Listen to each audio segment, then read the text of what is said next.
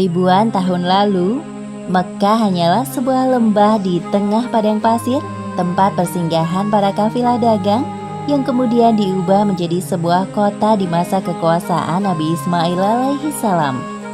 Kota Mekkah juga menjadi saksi atas lahirnya Khatamul Anbiya, penutup para nabi. Beliau adalah Muhammad bin Abdullah. Nenek moyang Nabi Muhammad bernama Hashim bin Abdul Manaf. Saat Hashim berkuasa, kota Mekkah terkenal dengan pusat perdagangannya yang makmur. Tidak ada yang dapat menyaingi kemampuan berdagang masyarakat Mekkah pada saat itu. Namun sayangnya, kehebatan masyarakat Mekkah dalam berdagang tidak sebanding dengan kebiasaan jahiliyah yang sering mereka lakukan. Hei, lihatlah burung itu. Sedari tadi ia terbang di atas kepalaku, lalu berbelok ke arah kiri. Nenekku pernah berkata, jika burung itu berbelok ke arah kiri, maka kau akan tertimpa sial. Benarkah ucapanmu? Ya, tentu saja. Menurut kepercayaan masyarakat jahiliyah, jika burung itu berbelok ke arah kanan, maka nasib baik akan datang. Begitupun sebaliknya. Orang-orang Arab pada masa jahiliyah sangat percaya pada tahayul. Kebiasaan jahil lainnya adalah tentang penyembahan berhala. Awal mula penyembahan berhala di kota Mekkah ketika seorang bernama Amr bin Luhai membawa sebuah berhala besar bernama Hubal dari Syam. Lalu diletakkan berhala Hubal itu di sekitar Ka'bah dan ia menyuruh orang-orang menyembahnya. Ayo cepat, bawa kemari minumannya. Kerongkonganku rasanya kering sekali. Sabarlah sebentar kawan. Bagaimana kalau kita berjudi sambil minum-minum? Tawaranmu sungguh menggiurkan. Tentu aku tidak bisa melewatkannya kali ini. Hei, kamu yang duduk di sana, panggil para penari untuk menghibur kami. Tidak hanya berjudi dan minum arak, pencurian, perampokan juga hal yang sering terjadi. Sasarannya orang asing yang mereka temui di jalan. Hei kau, cepat turun dan serahkan semua harta yang kalian bawa. Mulai saat ini, kau dan istrimu adalah budak di rumahku. Kalian berdua jangan sekali-kali berani melawanku, atau nyawa kalian melayang.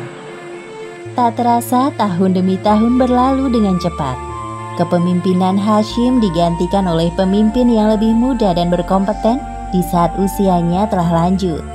Sebelum beliau meninggal, Hashim mewariskan banyak sekali harta kepada Abdul Muthalib. Wahai keponakanku, semua ini adalah harta milik ayahmu. Kau pantas mendapatkannya. Terima kasih, wahai paman. Aku akan menggunakan semua harta peninggalan ayahku untuk kebaikan.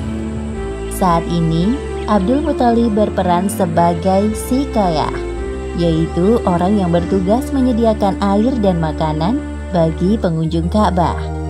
Saat itu, Ka'bah sangat ramai dikunjungi oleh orang-orang, melebihi gereja Al-Quds di Yaman milik Raja Abraha.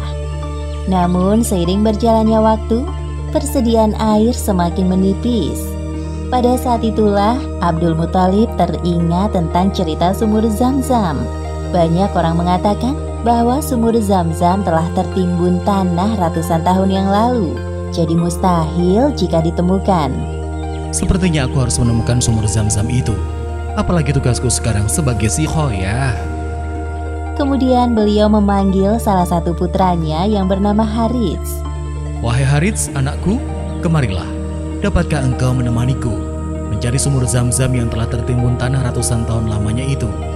Baiklah, dengan senang hati aku siap membantumu mencari sumur Zam-Zam itu, wahai ayah.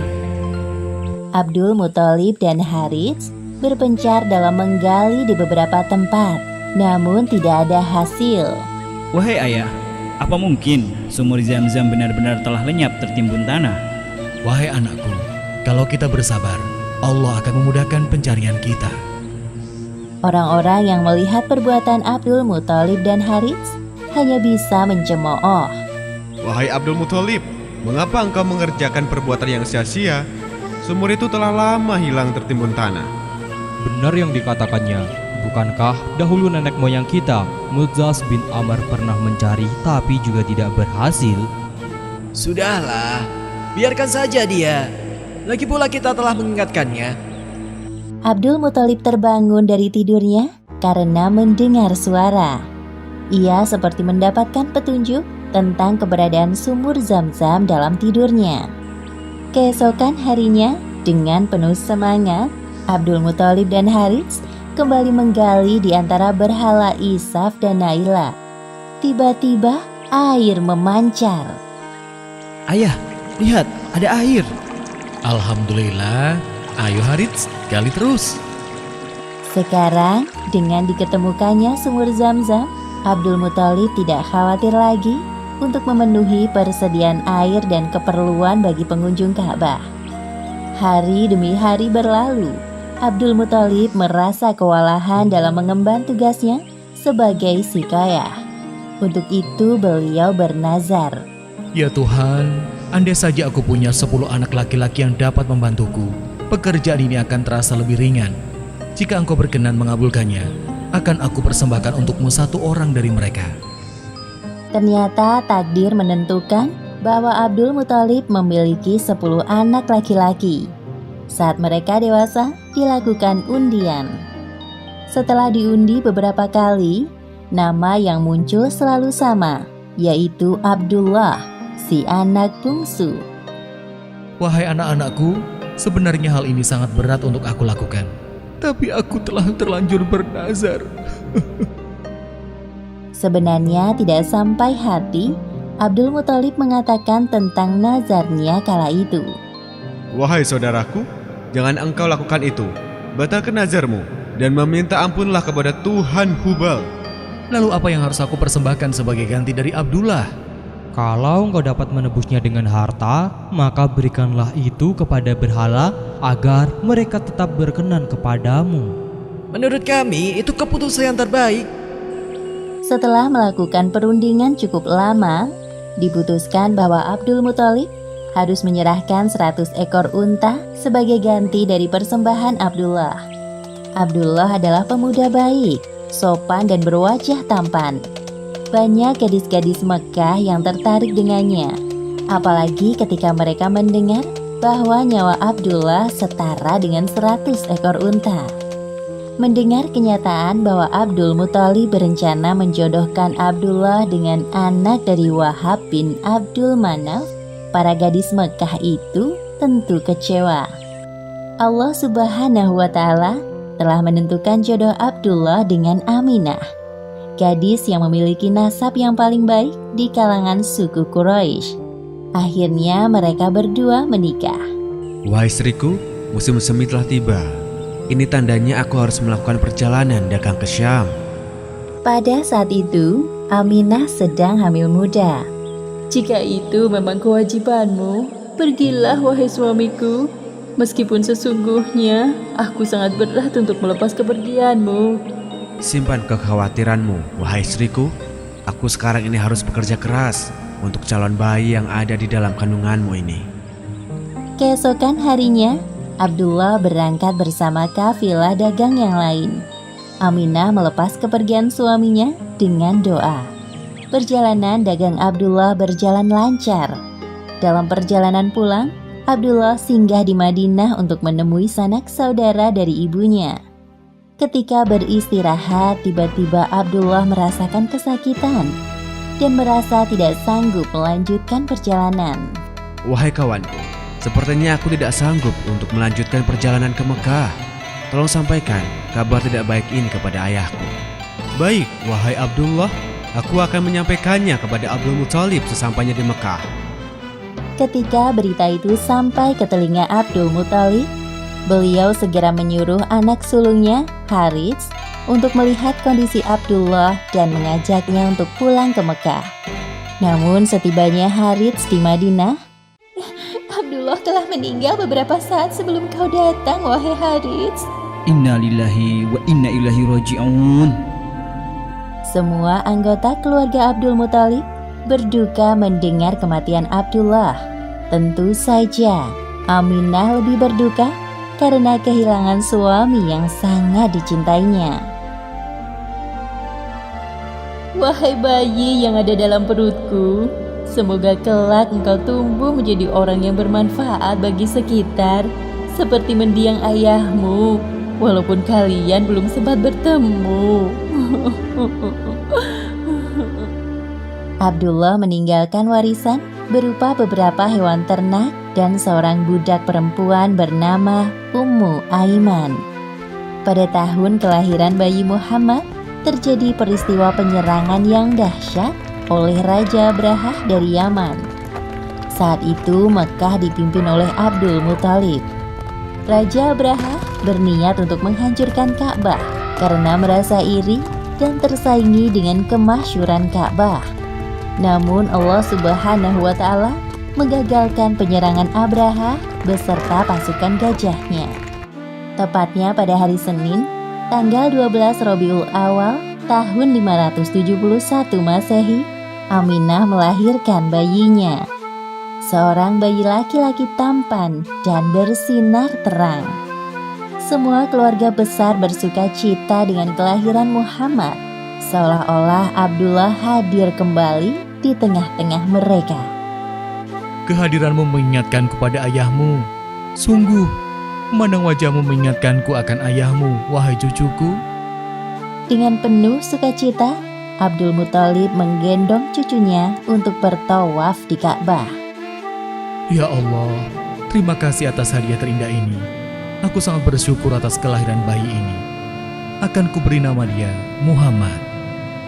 Setelah lewat 7 hari, Abdul Muthalib menyembelih unta sebagai ungkapan rasa syukur atas kelahiran bayi Muhammad. Wahai Abdul Muthalib, siapakah nama bayi ini? Aku memberinya nama Muhammad. Semoga kelak bayi ini menjadi orang yang terpuji dimanapun ia berada.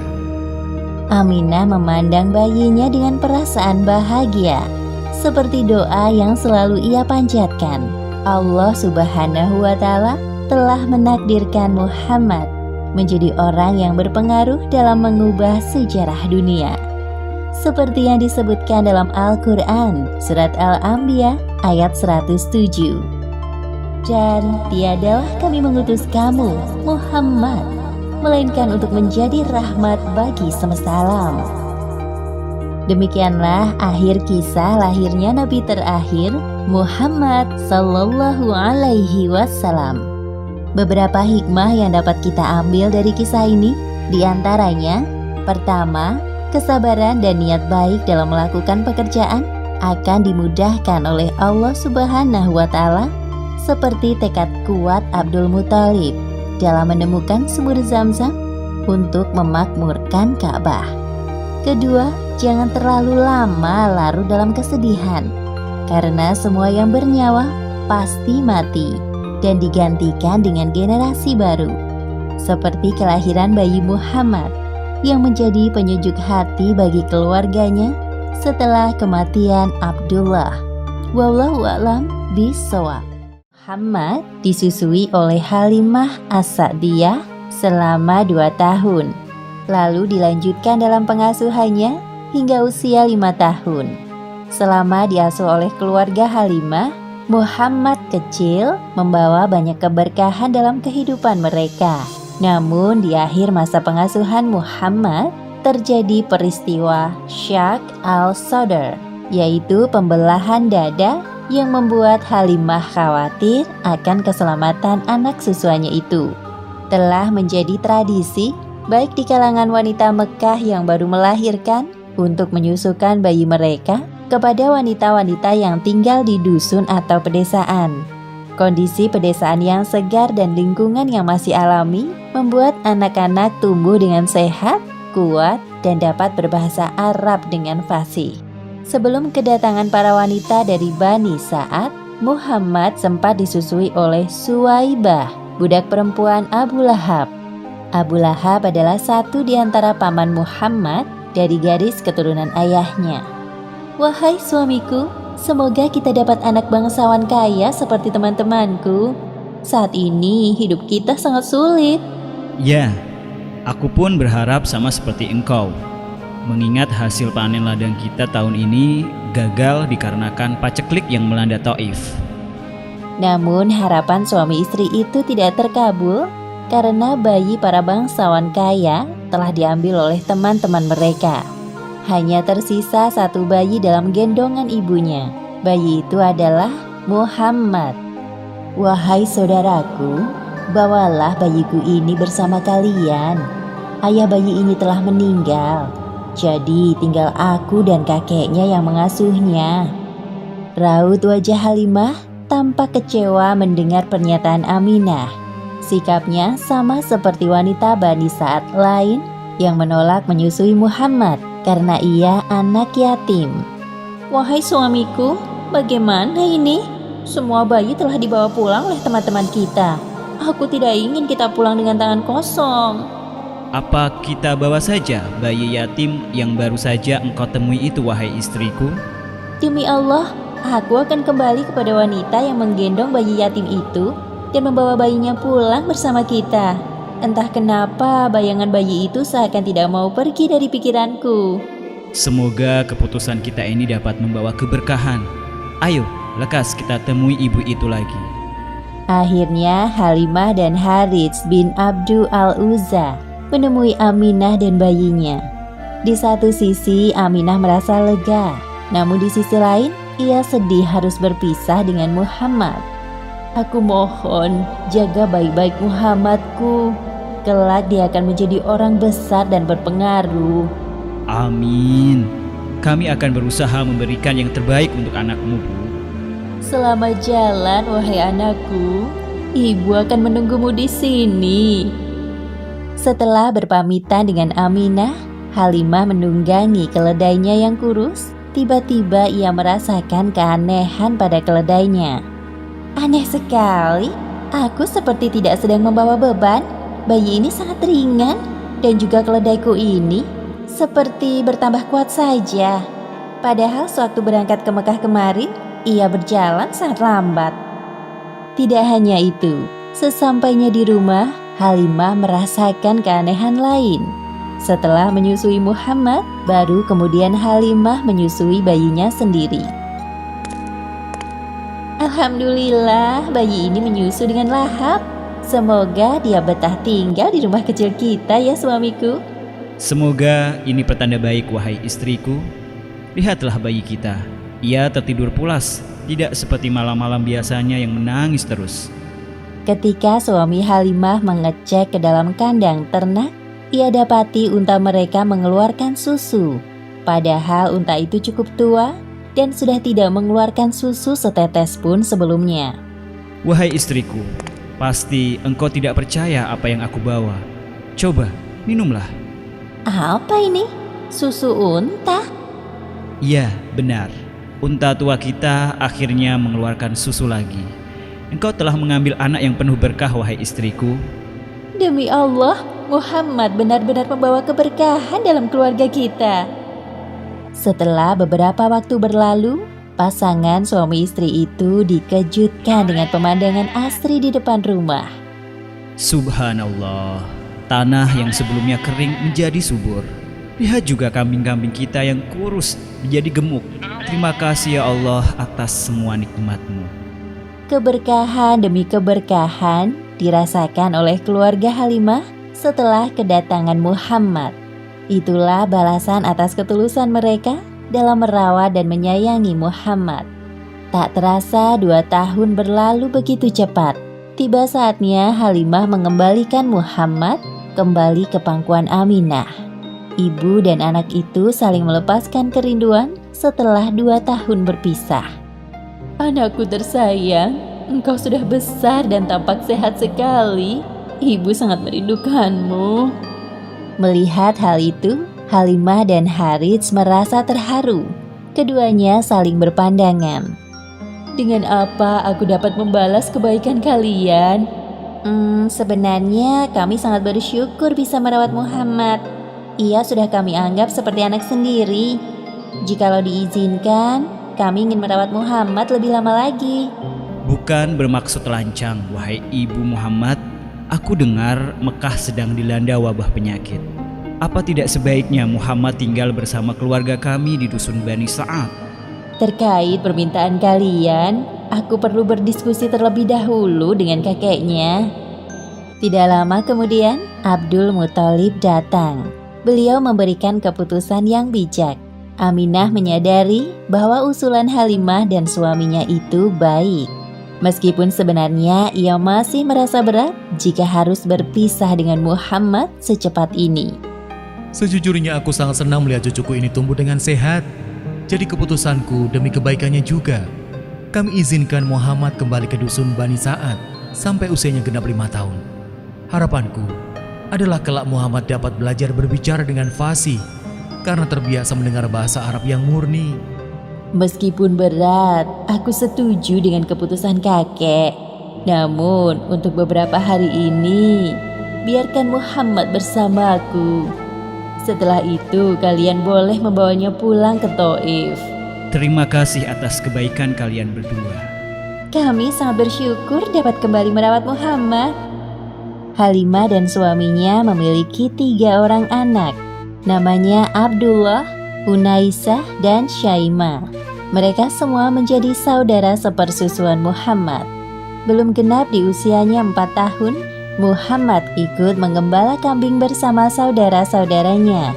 Pada saat itulah terjadi peristiwa pembelahan dada Muhammad oleh malaikat yang menyamar menjadi manusia.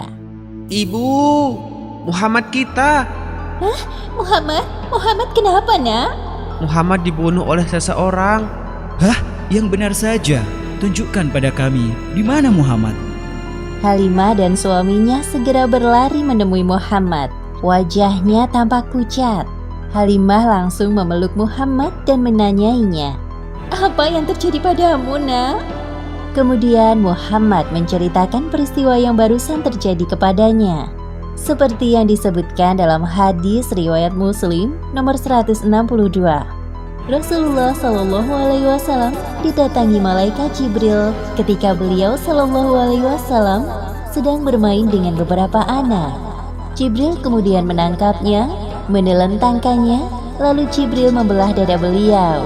Jibril mengeluarkan hatinya dan mengeluarkan dari hati beliau segumpal darah beku sambil mengatakan, "Ini adalah bagian setan darimu."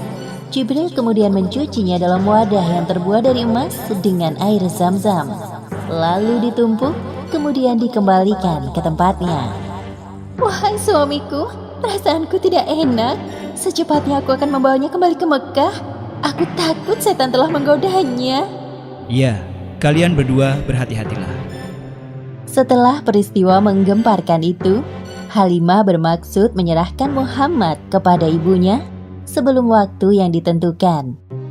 Wahai saudariku, apa terjadi sesuatu pada putraku sehingga membuatmu menemuiku sebelum waktu yang telah kita sepakati? Iya, memang terjadi sesuatu kepada putramu. Aku rasa kami telah menyelesaikan tugas untuk mengasuhnya.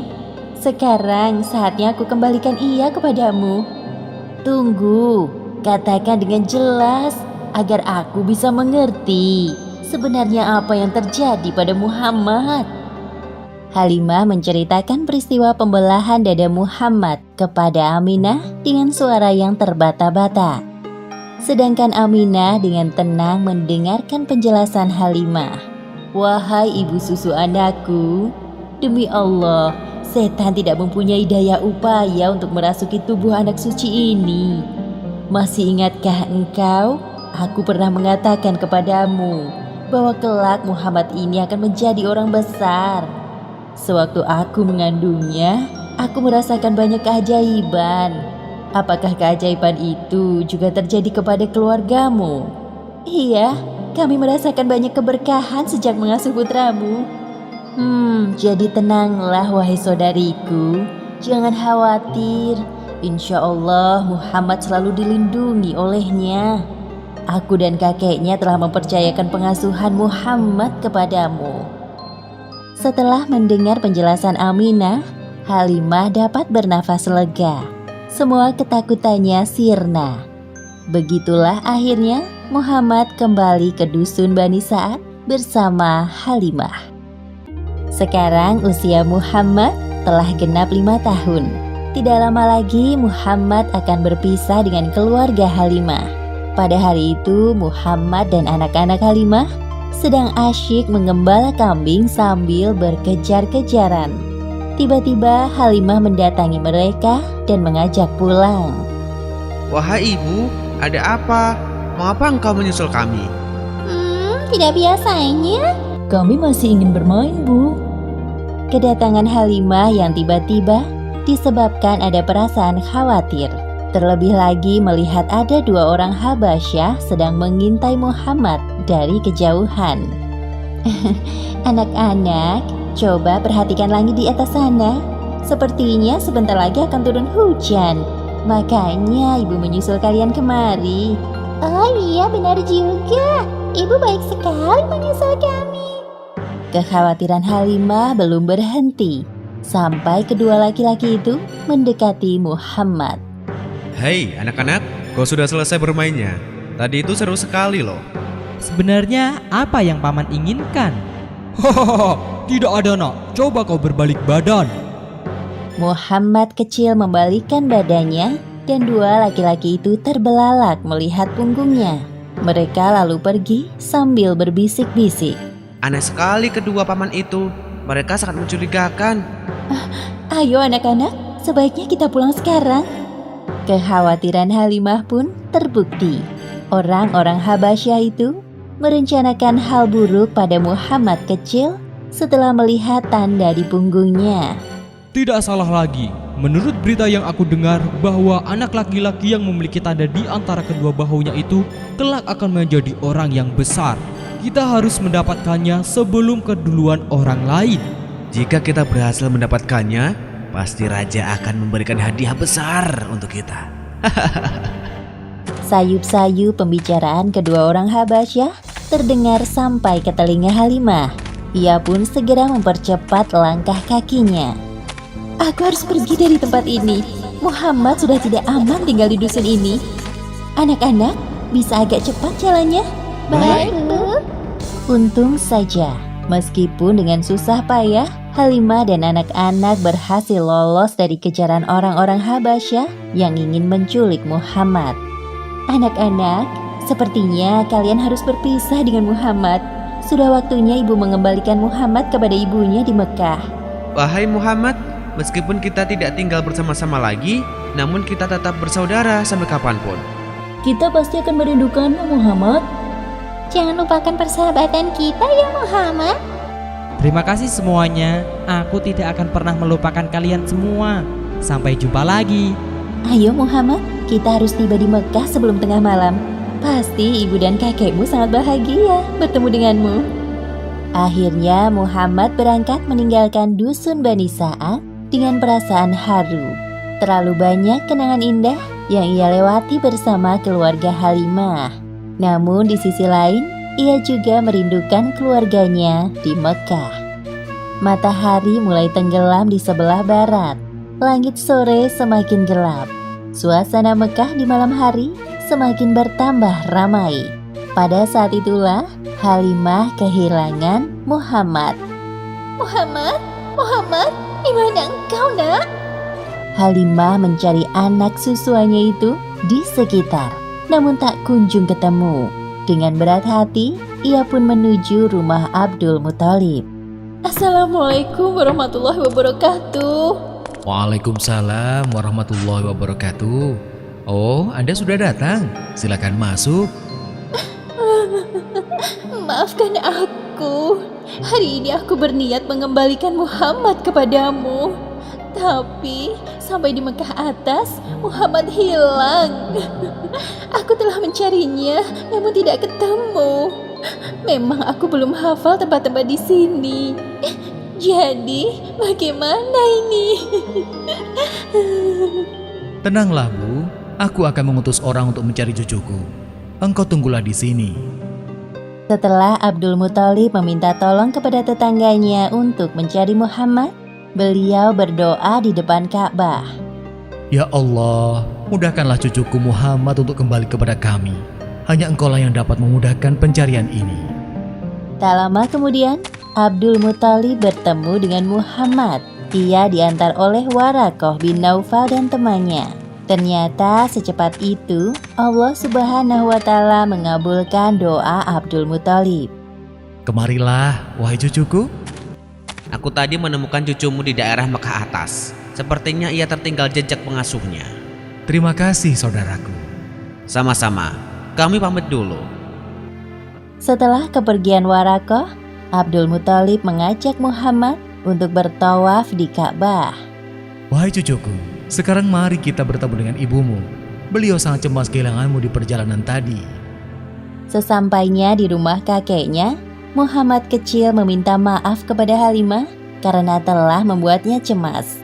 Saat itu juga Muhammad harus berpisah dengan ibu susuan yang telah merawatnya selama 5 tahun. Selamat tinggal anakku. Aku selalu mendoakanmu. Semoga engkau menjadi orang besar seperti harapan ibumu. Demikianlah akhir kisah Muhammad kecil yang membawa keberkahan bagi orang di sekitarnya. Dalam kisah ini, pelajaran yang dapat kita ambil adalah kerjakan segala sesuatu dengan niat ikhlas mencari ridha Allah, maka keberkahan akan mengikutimu. Wallahu a'lam bishawab. Pada usia 6 tahun, Muhammad kecil kembali ke pangkuan ibunya. Hanya sebentar bersama, Muhammad harus kehilangan beliau. Berselang 3 tahun kemudian, kakek tercintanya meninggal. Sejak saat itu, Muhammad kecil menjadi anak yatim piatu. Tugas pengasuhan selanjutnya diemban oleh paman dari pihak ayahnya yang bernama Abu Thalib. Muhammad kecil sangat bahagia bisa bertemu kembali dengan ibunda Aminah. Mereka menghabiskan waktu untuk bermain dan belajar bersama tentang banyak hal yang terjadi di sekitar. Pada suatu hari, Aminah mengajak Muhammad untuk berziarah ke makam ayahnya di Madinah. Ia pun meminta izin kepada Abdul Muthalib. Meskipun dengan berat hati, akhirnya Abdul Muthalib melepas kepergian cucu dan menantunya bepergian jauh. Perjalanan ke Madinah cukup jauh. Kalian semua berhati-hatilah. Insya Allah, kami berada dalam perlindungan Allah. Ayah, jangan terlalu khawatir. Setelah urusan selesai, kami akan segera kembali ke Mekah. Assalamualaikum warahmatullahi wabarakatuh. Waalaikumsalam warahmatullahi wabarakatuh. Ini kali pertama bagi Aminah berkunjung ke makam suaminya. Begitu juga dengan Muhammad. Perjalanan mereka ditemani oleh Ummu Aiman. Sepanjang perjalanan, Aminah menceritakan sosok Abdullah yang sangat ia cinta dan kagumi kepribadiannya kepada Muhammad. Sesampainya di Madinah, kedatangan mereka disambut hangat oleh keluarga Aminah. Wahai anakku, dulu saat ayahmu meninggal, ibu belum sempat mengunjungi makamnya. Sekarang setelah engkau lahir di dunia ini, mari kita bersama-sama melihatnya. Baik, Bu. Saat itulah Muhammad benar-benar merasakan kehilangan sosok ayah dalam hidupnya.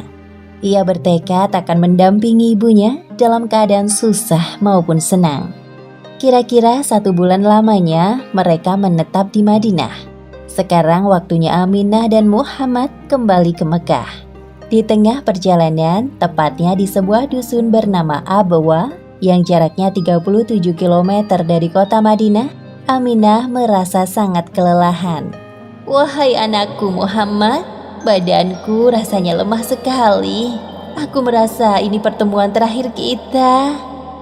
Belum sempat menyelesaikan ucapannya, ibunda Aminah meninggal dunia untuk selama-lamanya. Ibu, jangan pergi. Wahai Muhammad, engkau adalah anak kuat, nak. Bangunlah. Mari kita cari pertolongan untuk menguburkan jenazah ibumu.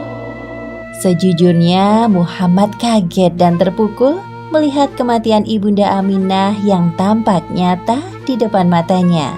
Semuanya terasa sangat cepat terjadi. Namun hidup harus terus berjalan. Muhammad menguatkan hatinya. Selama perjalanan pulang bersama Ummu Aiman, Muhammad terus berdoa untuk ibunda Aminah sembari meneteskan air mata. Sekarang dirinya adalah anak yatim piatu yang harus menanggung beban kehidupan sendirian. Abdul Muthalib langsung syok mendengar kabar kematian Aminah. Seketika itu beliau mencium Muhammad. Wahai cucuku tersayang, hapuslah air mata di wajahmu. Jika ibumu melihatmu bersedih, pasti beliau akan sedih juga. Tenanglah, sekarang kakek yang akan menjagamu. Terima kasih, Kek. Abdul Muthalib merasa bahwa cucunya ini akan menjadi orang besar di kemudian hari. Beliau memperlakukan Muhammad dengan perlakuan yang istimewa. Hei nak, jangan duduk di tempat itu. Minggirlah, itu punya kakek. Maaf paman, aku tidak tahu jika hanya kakek yang boleh duduk di sini. Sudah, biarkan saja cucuku duduk di tempatku. Sesungguhnya kelak dia akan memiliki kedudukan yang lebih tinggi dariku. Pada saat itu, Abdul Muthalib adalah orang yang paling dihormati di kalangan penduduk Mekah, sampai dibuatkan hamparan khusus di bawah naungan Ka'bah. Selama kurang lebih 3 tahun lamanya, Muhammad diasuh oleh kakeknya. Muhammad kecil sangat menyayangi kakeknya, begitupun sebaliknya. Namun kebahagiaan Muhammad tidak berlangsung lama. Ketika Allah Subhanahu wa Ta'ala memanggil Abdul Muthalib untuk kembali di hadapannya. Wahai kakek, secepat itukah engkau pergi meninggalkanku? Sekarang aku benar-benar merasa kesepian. Tetapi Allah di kemudian hari memberikan nikmat kepada Muhammad untuk menghibur kesedihannya. Sebagaimana disebut di Al-Quran, surat Ad-Duha ayat 6 hingga 7. Bukankah engkau dalam keadaan yatim piatu, lalu diadakannya orang yang akan melindungimu dan menemukan kau saat kehilangan pedoman, lalu ditunjukkannya jalan itu. Menjadi anak yatim piatu yang kemudian ditinggalkan sosok yang amat mencintai, rasanya seperti ditusuk pedang. Itulah yang dirasakan oleh Muhammad di usianya 8 tahun. Kematian Abdul Muthalib tidak hanya membuat duka mendalam di hati Muhammad, begitu juga bagi para penduduk Mekah. Tidak ada satupun anak Abdul Muthalib yang dapat menggantikan sosoknya yang berwibawa, teguh hati, cerdas, dan terhormat. Beberapa hari sebelum Abdul Muthalib meninggal, beliau telah berpesan kepada anaknya yang bernama Abu Thalib untuk mengasuh Muhammad. Di antara pamannya yang lain, Abu Thalib memiliki sifat lemah lembut dan penyayang. Abdul Muthalib ingin Muhammad tumbuh dalam pengasuhan yang tepat.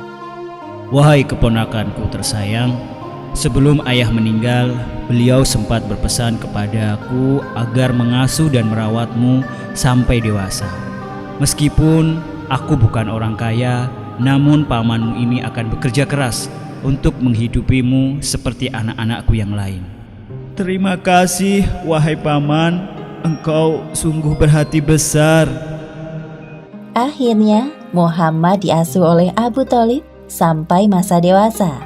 Muhammad adalah anak yang tahu diri. Melihat beban berat yang dipikul pamannya, ia tidak tinggal diam. Bermodalkan tubuh yang dimilikinya, Muhammad ikut bekerja seperti anak-anak lain tanpa paksaan. Ikhlas membantu keluarga Abu Thalib. Demikianlah akhir kisah ketabahan Muhammad kecil. Hikmah yang dapat kita ambil dari kisah ini, pertama, perlakukan keluarga kita dengan sebaik-baiknya sebelum ajal menjemput dan memisahkan. Kedua, jangan pernah lupa mendoakan orang tua kita yang telah meninggal, karena doa anak soleh yang akan mengantarkan pahala dan pengampunan bagi mereka. Wallahu a'lam bishawab. Seiring bertambahnya usia Muhammad, sifat-sifat kenabiannya mulai tampak. Oleh karena itu, masyarakat Mekah memberikannya gelar Al-Amin, yang berarti amanah, jujur, dan dapat dipercaya. Kehadirannya sebagai penerus dari Nabi Isa alaihi salam telah terdengar di kalangan para ahli kitab dan orang-orang Yahudi, bahkan sampai ada yang berniat untuk menghabisi nyawa Muhammad. Akhirnya dengan izin Allah Subhanahu wa Ta'ala, Muhammad berhasil lolos dari incaran orang-orang Yahudi melalui perantara pendeta Buhairah. Abu Thalib merasa bersyukur diberikan amanah merawat Muhammad. Beliau sangat menyayangi Muhammad melebihi anaknya sendiri. Begitu juga dengan Muhammad yang merasa dirinya aman dalam penjagaan Abu Thalib. Wahai Muhammad, engkau benar-benar anak muda yang sempurna. Hatimu bersih karena tidak suka bermaksiat seperti teman-teman seumuranmu. Semoga firasatku ini benar. Kelak engkau akan menjadi orang besar. Mekah sedang dilanda paceklik panjang. Kehidupan terasa semakin sulit. Orang-orang mulai mengeluh karena keterbatasan air dan bahan makanan. Mereka pun mengadu kepada Abu Thalib selaku pemimpin kaum Quraisy setelah meninggalnya Abdul Muthalib. Wahai Abu Thalib, lihatlah daerah sekitar kita ini. Tanahnya kering dan tandus. Panen diramalkan akan gagal jikalau hujan tak kunjung turun. Padahal hanya ini yang kami andalkan untuk hidup sehari-hari. Kami mohon engkau berdoa kepada Tuhan agar menurunkan hujan. Aku dapat merasakan kesedihanmu, wahai saudaraku. Sekarang marilah kita terus berdoa tanpa henti kepada Tuhan pemilik alam semesta. Tiba-tiba Abu Thalib teringat kepada keponakan kesayangannya. Beliau berpikir jika mengajak Muhammad, maka doa penduduk Mekah akan dikabulkan. Karena Muhammad adalah orang yang paling bersih hatinya dan jauh dari dosa. Wahai Muhammad, ikutlah dengan paman. Kita akan meminta kepada Tuhan untuk menurunkan hujan agar tanah-tanah kembali subur. Baik, Paman.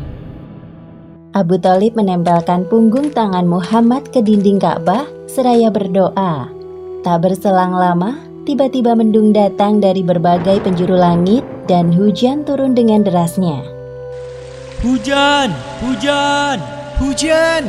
Hore! Terima kasih ya Allah, Engkau telah menurunkan hujan yang penuh berkah kepada kami. Ketika musim panas datang di tahun 582 Masehi, Abu Thalib berencana untuk melakukan perjalanan dagang ke Syam.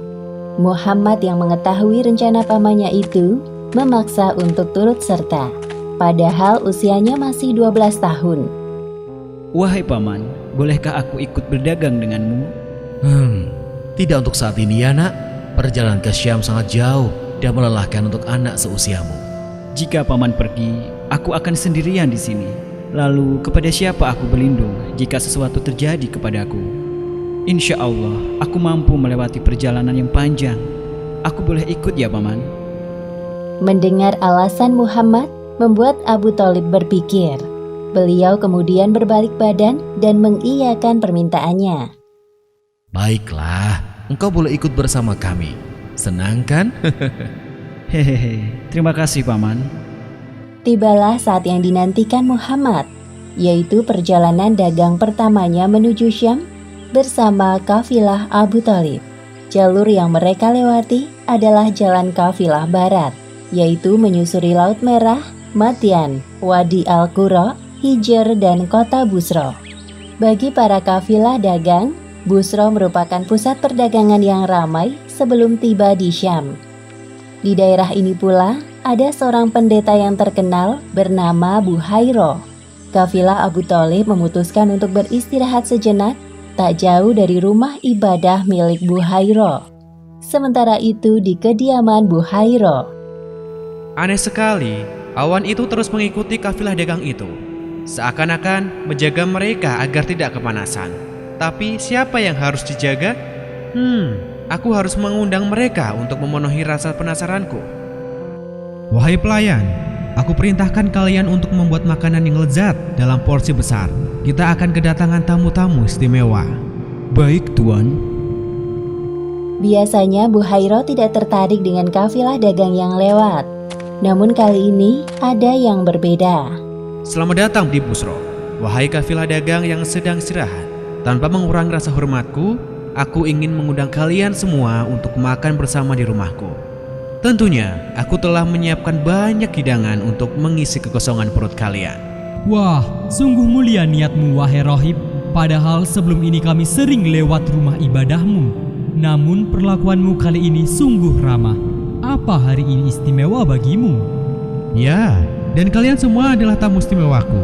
Ayo, mari masuk ke dalam. Semua orang kecuali Muhammad masuk ke dalam rumah Buhairah. Hal itu dikarenakan tugasnya menjaga perbekalan kafilah. Setelah mengamati para tamunya, Buhairah merasakan ada kejanggalan. Wahai saudaraku, semua makanan ini sungguh lezat. Semoga kalian menyukainya. Namun, apakah semuanya telah hadir di sini? Engkau tenang saja Buhairah. Perut kami cocok dengan jenis makanan apapun, asalkan halal. Untuk keamanan perbekalan, kami ada satu anak laki-laki menjaga di luar. Para kafilah itu saling berbisik-bisik. Mereka mulai membicarakan Muhammad.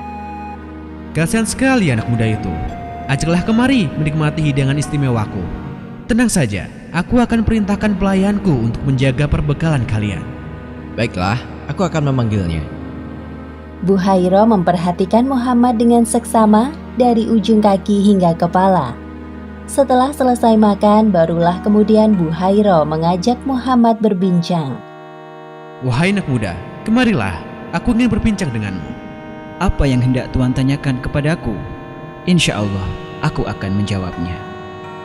Tanpa sedikit pun menyia-nyiakan kesempatan, Buhairah menanyakan banyak hal kepada Muhammad, seperti postur tubuh sampai posisi tidurnya. Setelah melihat tanda kenabian di punggung Muhammad, Buhairah menghampiri Abu Thalib. Apakah Muhammad itu anakmu? Iya, dia anakku. Engkau berbohong. Dia tidak pantas memiliki ayah yang masih hidup. Iya, kau benar. Maksudku, dia anak saudaraku yang aku rawat seperti anakku sendiri. Adikku dan istrinya telah meninggal dunia beberapa tahun lalu. Ketahuilah, keponakanmu itu adalah nabi terakhir penerus Isa alaihissalam. Ialah utusan Allah bagi penduduk bumi. Hah? Dari mana engkau mengetahui hal itu? Wahai Buhairah, tunjukkan padaku buktinya. Kemudian Buhairah menjelaskan tentang pengetahuan yang dimilikinya. Sebenarnya, sejak kalian tiba di Aqabah, tidak ada bebatuan dan pepohonan pun, melainkan mereka tunduk bersujud. Mereka tidak akan sujud, melainkan kepada seorang nabi. Aku bisa mengetahuinya dari tanda nubuah yang berada di bagian bawah tulang rawan bahunya yang menyerupai buah apel. Kami juga mendapatinya di dalam kitab kami. Mendengar apa yang disampaikan oleh Buhairah, raut wajah Abu Thalib mendadak berubah dari bahagia menjadi cemas. Lalu apa yang harus aku lakukan sekarang? Saran dariku, kembalilah ke negeri asalmu. Di sini tidak aman, terlebih lagi Syam. Aku khawatir orang-orang Yahudi yang telah mendengar berita ini sedang mengincar keponakanmu itu. Segera saja, Abu Thalib menyuruh beberapa pemuda yang ikut bersama rombongannya untuk menemani Muhammad kembali ke Mekah. Benar saja, selang beberapa waktu setelah Muhammad pulang, datanglah 3 orang Yahudi bernama Zurair, Daris, dan Tamam. Mereka menanyakan tentang anak muda dengan menyebutkan ciri-ciri seperti Muhammad. Aku tidak mengerti apa maksud pembicaraan kalian. Tidak ada anak muda yang singgah kemari. Hanya sekelompok kafilah dagang yang terdiri dari para laki-laki dewasa. Sudahlah Buhairah, jujur saja kepada kami. Engkau pasti juga telah mengetahui tentang kedatangan anak muda utusan Tuhan itu, bukan? Wahai saudaraku, anak muda itu bukan orang sembarangan. Ada Tuhan Allah yang menjaganya. Dengarkan aku baik-baik. Kalian tidak akan menang melawannya jika memang tujuan kalian untuk menghabisinya. Sudahlah, bendam niat buruk itu dalam-dalam. Untuk apa kita melukai tangan kita yang suci ini demi sesuatu yang buruk, saudaraku?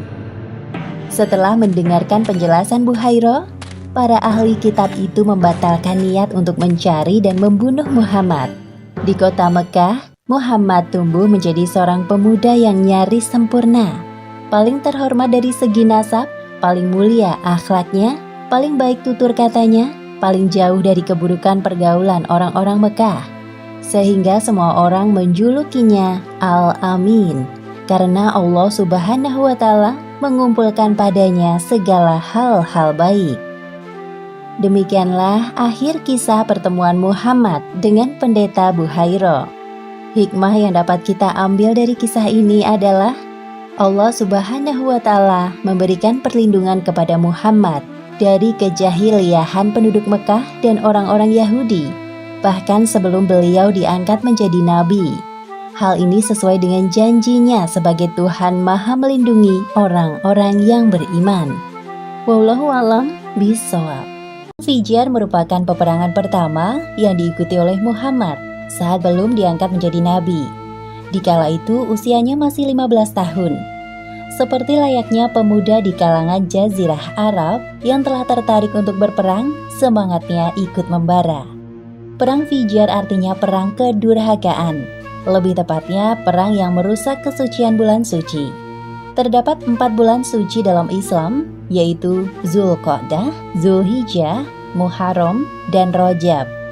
Sedangkan perang Fijar ini terjadi pada bulan Zulqa'dah yang bertepatan dengan perayaan Uqadz.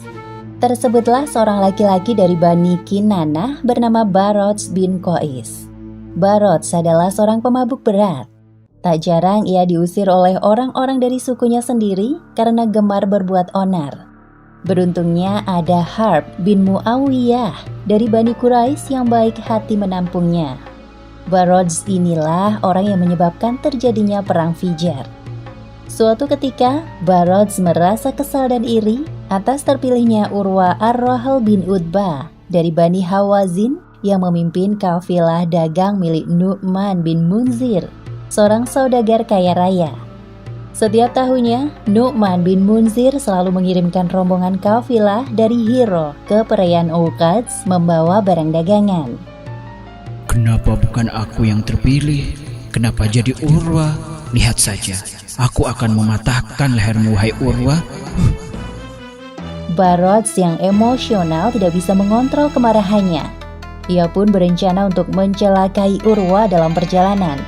Padahal tidak diperkenankan terjadi pertumpahan darah pada saat bulan suci. Namun Barods telah melupakan larangan itu dan melancarkan aksinya. Berbekal rasa dengki yang berkecamuk, Barods melancarkan aksinya.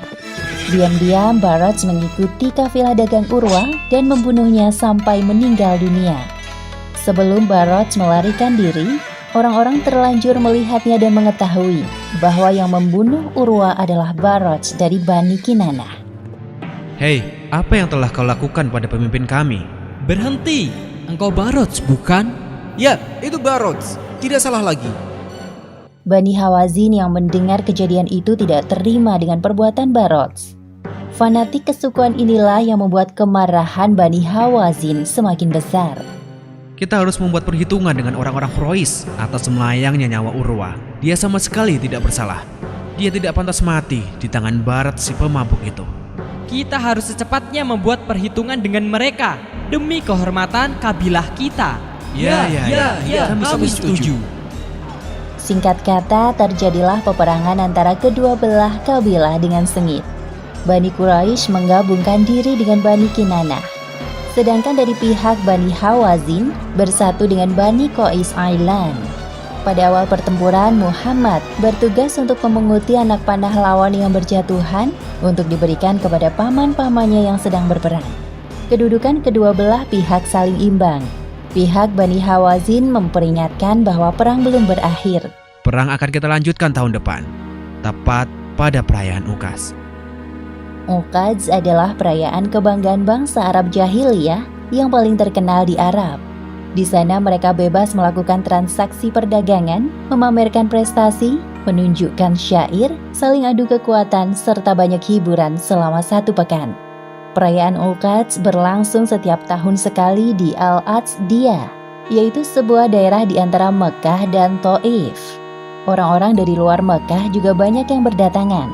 Biasanya setelah perayaan Uqadz, mereka mengunjungi Ka'bah. Perang Fijar terjadi selama 4 tahun berturut-turut. Setiap hari Muhammad berlatih memanah dan berkuda untuk perlindungan diri dan persiapan perang selanjutnya. Wahai Muhammad, setelah melihat kemampuan memanahmu sekarang ini, engkau boleh ikut bertempur bersama kami. Tapi ingat pesanku, jaga dirimu baik-baik, fokus pada lawan kita dan jangan lupa berdoa. Terima kasih Paman, aku akan berhati-hati dan terus berdoa kepada Allah Subhanahu wa Ta'ala. Muhammad remaja merasa tertantang ketika menembakkan anak panah dengan kedua tangannya ke badan lawan. Tidak sedikit korban berjatuhan dari masing-masing kabilah karena peperangan ini. Akhirnya waktu yang dinantikan tiba. Perang berakhir dengan perjanjian perdamaian. Isinya yakni pihak yang paling sedikit korbannya harus membayar ganti rugi kepada pihak lawan sejumlah selisih kelebihan korban. Dalam hal ini Bani Quraisy-lah yang harus membayar kompensasi sebanyak 20 orang Hawazin karena lebih sedikit korbannya. Demikianlah akhir kisah Muhammad dalam Perang Fijar. Hikmah yang dapat kita ambil dari kisah ini, pertama, hendaknya kita selalu bersyukur atas apa yang dimiliki agar tidak timbul kedengkian atas pencapaian orang lain. Kedua, jangan melanggar aturan yang telah ditetapkan, karena belum tentu yang kita anggap benar di mata kita benar menurut Allah Subhanahu wa Ta'ala. Wallahu a'lam bishawab. Selesai Perang Fijar, Muhammad remaja ikut serta dalam suatu perjanjian yang penting dalam sejarah bangsa Arab. Perjanjian itu dikenal dengan nama Hilful Fuzul. Pada saat itu usia beliau menginjak 20 tahun. Kata Hilful sendiri berarti perjanjian atau kesepakatan, sedangkan Fuzul dari akar kata baik atau utama. Maka Hilful Fuzul diartikan sebagai perjanjian untuk menjamin perlindungan kepada hak-hak orang yang lemah di kota Mekah. Kondisi kota Mekah pasca Perang Fijar carut marut. Butuh waktu untuk memulihkan aktivitas perdagangan seperti sedia kala. Datang dari Yaman seorang pedagang asing kabilah Bani Zubair ke pusat kota Mekah. Ia menjual barang dagangannya kepada Ash bin Wa'il, seorang saudagar dari Bani Quraisy. Keduanya telah membuat kesepakatan tentang pembayaran barang. Ash bin Wa'il seorang saudagar yang terkenal dengan kekejaman dan kezalimannya di Mekah. Benar saja, ketika Ash bin Wa'il mendapatkan barang dagangan dari si pedagang, ia menolak untuk membayarnya. Yang dilakukannya malah berteriak dan marah. Barangnya telah saya letakkan di tempat Anda, Tuan. Sekarang saya minta uang pembayarannya. Enak saja. Barang itu telah menjadi milikku sekarang. Lagi pula engkau telah menyerahkannya kepadaku. Hah? Barusan kita telah bersepakat mengenai harganya. Anda harus membayarnya. Saya tidak memberikannya secara gratis, wahai Tuan yang terhormat. Malangnya pedagang dari kabilah Bani Zubair tersebut, ia tidak mengetahui sifat buruk pembelinya ini. Jikalau dari awal tahu, pasti tidak semudah itu untuk membuat kesepakatan dengan Ash bin Wa'il. Sudah, aku tidak ingin berdebat denganmu.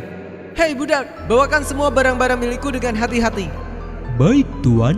Hei Tuan, kembalikan barang daganganku. Jika Anda tidak memiliki uang, jangan bersepakat denganku. Minggir, atau aku patahkan lehermu dengan pedang ini. Ini bukan wilayah kekuasaanmu. Pedagang dari Bani Zubair itu masih tidak percaya dengan apa yang terjadi. Ia harus mempertahankan hak pembayaran barangnya dari Ash bin Wa'il dengan cara apapun. Hanya itu yang bisa dilakukan untuk mendapatkan uang. Namun tidak seorang pun yang berani membantunya di pasar. Mereka semua takut kepada Ash bin Wa'il. Wahai Tuan, tolong aku. Engkau tadi melihat aku dan Tuan itu bersepakat. Jadi, dapatkah engkau menolongku untuk... Maaf, aku hanya pedagang kecil. Mana berani aku melawan Ash bin Wa'il? Ya, kami takut dengannya. Harusnya tadi engkau berhati-hati saat menjual barangmu. Aku tidak tahu bahwa dia orang yang ingkar. Dia memang seperti itu dari dulu. Suka merampas barang dagangan para pedagang. Apalagi engkau bukan penduduk Mekah. Pedagang dari Bani Zubair itu sangat sedih dan terpuruk. Ia merasa sangat dirugikan. Ya Allah, tolong bantu hamba-Mu yang terzalimi ini. Hamba hanya ingin mencari rezeki di tempat ini demi memenuhi kebutuhan sehari-hari. Pedagang dari Bani Zubair memberanikan diri untuk meminta pertolongan kepada sekutu Ash bin Wa'il. Namun dirinya malah diusir. Sama halnya yang terjadi pada beberapa orang yang ditemuinya. Mereka tidak mau membuat masalah dengan Ash bin Wa'il dengan membantu seorang pedagang asing dari Yaman. Menurut mereka, dengan mencampuri urusan Ash bin Wa'il hanya akan menambah permasalahan baru. Pedagang dari Bani Zubair itu merasa putus asa. Lalu ia membacakannya di depan umum. Wahai keturunan Fihr, tolonglah orang yang perdagangannya dizolimi. Di tengah kota Mekah, sementara ia jauh dari rumah dan sanak keluarga. Dalam kondisi berihram, rambut kusut dan belum menyelesaikan umrohnya. Wahai para pembesar di antara dua batu, Hajar Ismail dan Hajar Aswad. Sesungguhnya Baitullah ini hanya pantas untuk orang yang sempurna kehormatannya, bukan untuk orang jahat dan suka berkhianat. Orang-orang memperhatikan pedagang dari Bani Zubair membacakan syairnya dengan penuh penghayatan. Ada seorang pemuka dari Bani Quraisy yang merasa iba dan tergugah hatinya. Lalu ia berdiri dan mendatangi pedagang itu. Namanya Zubair bin Abdul Muthalib, salah satu paman Muhammad.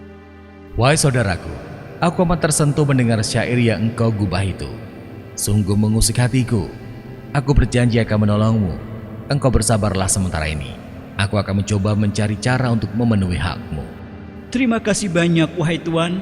Ternyata masih ada orang yang baik sepertimu di Mekah ini. Zubair bin Abdul Muthalib memang telah lama resah melihat keadaan Mekah pasca perang Fijar. Apalagi mulai terdengar perpecahan di kalangan Bani Quraisy. Ditambah lagi dengan peristiwa pengaduan syair ini, dikhawatirkan nanti para pedagang asing enggan memasuki kota Mekah. Sejak kepergian Abdul Muthalib, orang-orang Quraisy dari keluarga lain mulai berani melawan pemerintahan yang saat itu dipimpin oleh Bani Hashim. Atas dasar itulah, Zubair mengusulkan agar diadakan pertemuan untuk membahas persoalan ini. Pertemuan ini dihadiri oleh orang-orang Quraisy dari Bani Hashim, Bani Zuhrah, Bani Taim, dan Bani Asad di rumah Abdullah bin Jud'an At-Taimi. Kemudian mereka berikrar untuk menegakkan keadilan bagi siapapun yang terzolimi, baik bagi orang asing maupun penduduk asli Mekah. Muhammad juga ikut hadir di sana. Saat itu beliau telah dijuluki sebagai Al-Amin, orang yang dapat dipercaya. Tampak hadir pula Abu Bakar bersama ayahnya, Abu Quhafah. Sebagaimana yang disebutkan dalam hadis yang diriwayatkan oleh Al-Baihaqi. Kelak saat Muhammad diangkat menjadi nabi, beliau bersabda, "Aku menghadiri sebuah perjanjian di rumah Abdullah bin Jud'an. Tidaklah ada yang melebihi kecintaanku pada unta merah kecuali perjanjian ini. Andai aku diajak untuk menyepakati perjanjian ini di masa Islam, aku pun akan mendatanginya." Akhirnya pedagang dari Bani Zubair mendapatkan hak pembayaran barangnya dari Ash bin Wa'il setelah didesak Zubair bin Abdul Muthalib dan para pembesar Quraisy lainnya, tepatnya setelah peristiwa Hilful Fudul. Demikianlah akhir kisah peristiwa Hilful Fudul yang dihadiri oleh Muhammad pada saat beliau belum diangkat menjadi Rasul. Hikmah yang dapat kita ambil dari kisah ini adalah Allah Subhanahu wa Ta'ala adalah Tuhan penolong bagi orang yang lemah melalui perantara orang-orang yang baik, karena hanya Allah yang dapat menggerakkan hati manusia. Wallahu a'lam bishawab. Tumbuh dalam lingkungan Arab jahiliyah tidak membuat Muhammad remaja terbawa arus pergaulan yang salah. Sebaliknya, beliau banyak merenung dan menyibukkan diri dalam pekerjaan. Seperti halnya Nabi Musa dan Nabi Daud, Nabi Muhammad SAW pernah bekerja menjadi penggembala kambing. Tidak hanya itu, beliau juga belajar ilmu perdagangan kepada pamannya Abu Thalib. Awal mula kesuksesan Muhammad dalam berdagang bermula ketika bertugas membawa barang dagangan milik Khadijah ke Syria. Selama hidup bersama keluarga Abu Thalib, Muhammad berusaha untuk tidak menambah beban pamannya. Apalagi beliau tahu bahwa Abu Thalib memiliki banyak anak dan hidup dengan kondisi pas-pasan.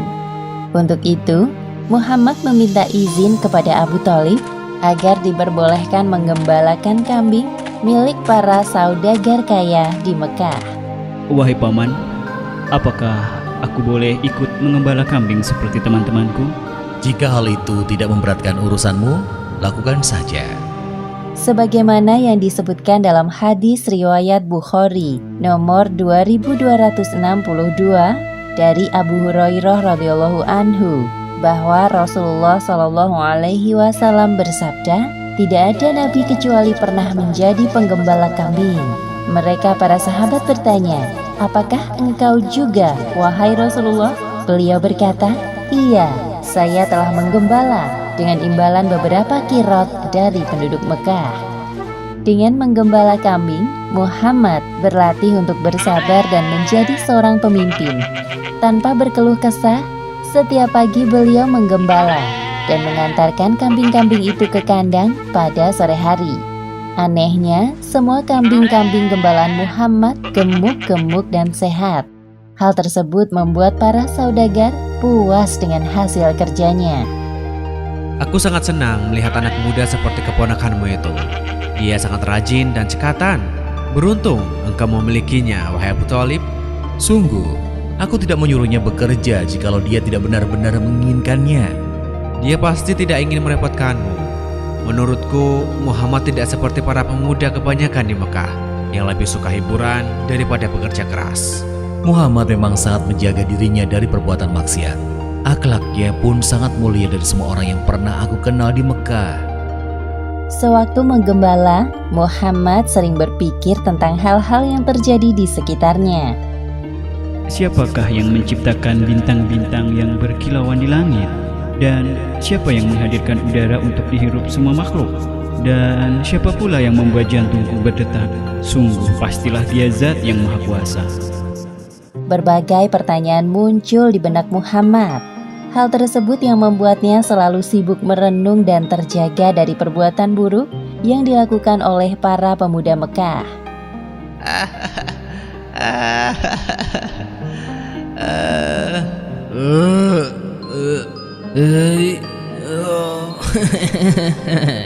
Iya.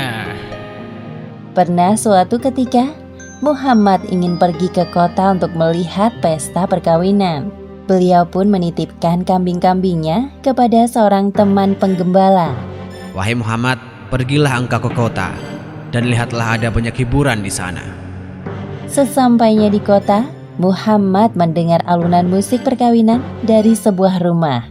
Baru berjalan beberapa langkah, tiba-tiba tubuhnya merasa kelelahan.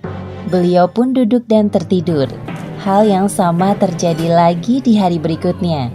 Sejak saat itu, Muhammad tidak berminat untuk melihat hiburan musik atau lainnya. Beliau tidak menyadari bahwa Allah Subhanahu wa Ta'ala menjaganya dari perbuatan maksiat dan dosa. Muhammad lahir dari keturunan para pebisnis. Beliau besar dalam lingkungan keluarga Abu Thalib yang juga berbisnis dalam hal perdagangan. Maka tidak heran jika Muhammad ingin menekuni bidang ini. Lagi pula peluang untuk berdagang lebih besar dibandingkan pekerjaan bercocok tanam jika melihat kondisi tanah Mekah yang cukup kering dan keras. Pada musim semi tahun 595 Masehi, para pedagang Mekah berencana untuk membawa barang dagangan ke Syria. Para saudagar kaya mulai mencari orang untuk menjadi agen atau pemimpin kafilah dagangnya. Di antara mereka terdapat seorang saudagar, wanita kaya bernama Khadijah. Abu Thalib mendengar bahwa Khadijah sedang mencari seorang agen. Tiba-tiba muncul bayangan Muhammad di benaknya. Kemudian Abu Thalib menawarkan jasa keponakannya itu kepada Khadijah. Wahai Khadijah, aku memiliki seorang anak muda berusia 25 tahun. Aku tawarkan ia bekerja kepadamu menjadi agen. Aku berani menjanjikan bahwa ia mampu melaksanakan tugas itu, meskipun sebenarnya belum cukup berpengalaman. Siapa pemuda yang engkau maksud, wahai paman? Namanya Muhammad. Khadijah pernah mendengar sekilas tentang Muhammad. Hal yang diketahuinya sama seperti para penduduk Mekah lain, yakni Muhammad terkenal dengan julukan Al-Amin atau orang yang dapat dipercaya. Hal yang perlu paman ketahui, aku sangat menjunjung tinggi nilai kejujuran. Maka aku putuskan untuk menerima Muhammad sebagai salah satu agen dagangku. Aku juga akan memberikannya upah 2 kali lipat lebih dari yang lain apabila pekerjaannya bagus. Terima kasih wahai Khadijah. Terima kasih kembali wahai paman. Jika senggang, besok datanglah kemari bersamanya. Abu Thalib pulang ke rumah dengan perasaan gembira. Beliau tidak menyangka respon Khadijah kepadanya sangat ramah. Tak heran jika ia sukses dalam dunia perdagangan. Keesokan harinya, Abu Thalib mendatangi rumah Khadijah lagi bersama Muhammad. Itulah pertama kali Muhammad mengenal sosok Khadijah secara langsung. Kemudian Khadijah menerangkan tentang seluk-beluk perdagangan yang selama ini telah dijalankannya selama bertahun-tahun. Muhammad dengan cermat mendengarkan dan memahami semua penjelasan Khadijah. Tidak ada satupun penjelasan Khadijah yang tidak dimengerti olehnya. Akhirnya saat yang dinantikan tiba. Muhammad berangkat bersama kafilah dagang milik Khadijah. Seorang pembantu laki-laki kepercayaan Khadijah bernama Maisarah turut serta. Ini surat-surat perdagangan yang engkau butuhkan, wahai Muhammad. Selamat jalan. Saat itu musim panas. Udara pada siang hari terasa lebih panas dari biasanya. Maka kafilah dagang Muhammad memilih berjalan di waktu senja dan beristirahat di siang harinya. Mereka berangkat menuju jalur yang ditempuh Muhammad 13 tahun lalu bersama pamannya Abu Thalib. Selama perjalanan, Muhammad merasa terhibur dengan adanya teman seperjalanan seperti Maisarah. Engkau sungguh banyak bicara, wahai Maisarah, tapi anehnya aku senang mendengarnya. Tenang saja, aku jamin kau tidak akan bosan mendengar ceritaku karena aku punya banyak hal menarik untuk diceritakan terkait jalan yang akan kita lalui nanti. Wah, aku sangat bersemangat untuk itu. Dia memang banyak bicara, wahai Muhammad. Tidak usah terlalu didengarkan. Tidak butuh waktu lama bagi Muhammad untuk akrab dengan anggota kafilah dagangnya. Mereka sangat ramah dan bekerja secara profesional. Perjalanan yang melelahkan selama 1 bulan terbayar ketika mereka sampai di Syria. Setelah bersiap-siap, rombongan kafilah menuju ke tempat bertemunya para penjual dan pembeli. Maisarah tidak menyangka bahwa Muhammad sangat menguasai pekerjaannya. Ia cekatan, cerdas, jujur dan ramah kepada setiap pembeli. Semua orang yang bertemu dengan Muhammad selalu terkesan dengan penampilan dan sikapnya yang sopan. Sepertinya ini bukan pertama kalinya bagimu ya. Engkau sungguh keren, wahai Muhammad. Barang dagangan yang kita bawa dari Mekah terjual semua. Pasti keuntungan kita sangat banyak. Syukurlah, bukankah itu yang kita semua harapkan? Ya, dengan semua keuntungan ini kita dapat membeli barang-barang baru untuk dijual kembali. Khadijah benar-benar tidak salah memilih agen. Pada malam hari, saat semua orang tertidur, Muhammad kembali merenung dan menyendiri. Beliau berpikir tentang perpecahan yang terjadi pada kelompok Nasrani di Syria. Padahal sebelumnya mereka berjalan dalam satu kelompok. Sekarang malah memilih jalan sendiri-sendiri. Lantas, manakah yang paling benar? Diam-diam Maisarah memperhatikan Muhammad yang masih terjaga dalam tidurnya. Dalam hatinya timbul rasa kagum kepada Muhammad. Aha, sesamanya di Mekah nanti akan aku ceritakan semua hal tentang Muhammad kepada Khadijah. Pasti dia akan kagum dan tertarik dengan Muhammad. Demikianlah akhir kisah pekerjaan dan masa remaja Muhammad. Hikmah yang dapat kita ambil dari kisah ini, hendaknya kita meneladani sikap Nabi Muhammad SAW saat beliau remaja, yaitu bekerja dengan penuh semangat agar pekerjaan kita penuh berkah, selalu bersikap sopan dan jujur dalam berbicara, menjaga diri dari perbuatan maksiat, dan merenungkan peristiwa di sekitar kita agar tidak mudah terlena dengan urusan duniawi. Wallahu a'lam bishawab.